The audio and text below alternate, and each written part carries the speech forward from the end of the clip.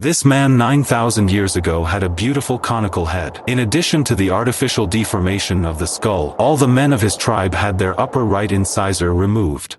Ali Kosh is a small hill of artificial origin located in the mountains in the province of Ilam in western Iran. Excavations were carried out here between 1961 and 1963. Traces of a Neolithic settlement, with signs of very ancient farming and animal husbandry, were found at Ali Kosh. According to radiocarbon analysis, the monument was inhabited 9,500 to 8,500 years ago. In the beginning there were a few rectangular earthen houses, later there are stone constructions. The inhabitants grazed sheep and goats, hunted, gathered wild cereals, and then switched to wheat cultivation.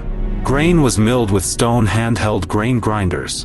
Stone tools are made of flint and obsidian. Pottery appears 9,000 years ago. The dead were often buried under the floor of the house. Through soil washing, archaeologists have collected thousands of burnt seeds of wild and domesticated plant species at Ali Kosh. In 2017, excavations began again at Ali Kosh, revealing a group of 13 human burials at a depth of 4 to 5 meters from the surface. Due to limited time to excavate, it was not possible to examine the skeletons in situ, so several of the burials were cut out entirely and transported to the laboratory in Kermanshah as 3 blocks of soil.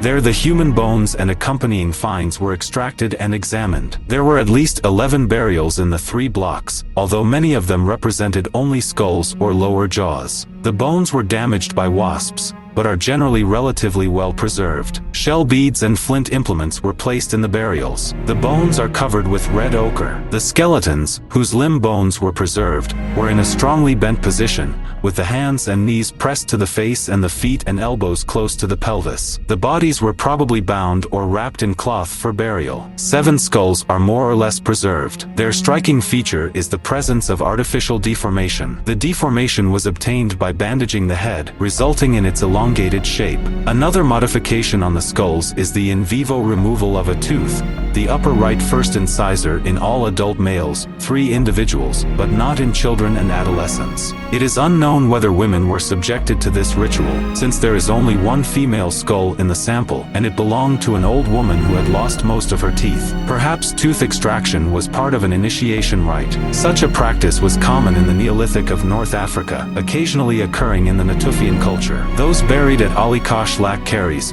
suggesting that fermented sugars were rarely consumed. Judging by the features of the tooth enamel, the non-adult individuals probably experienced stress in the first year of life. The reconstruction of the appearance of the Ali Kosh man was made by the artists of the Ancestral Whispers project.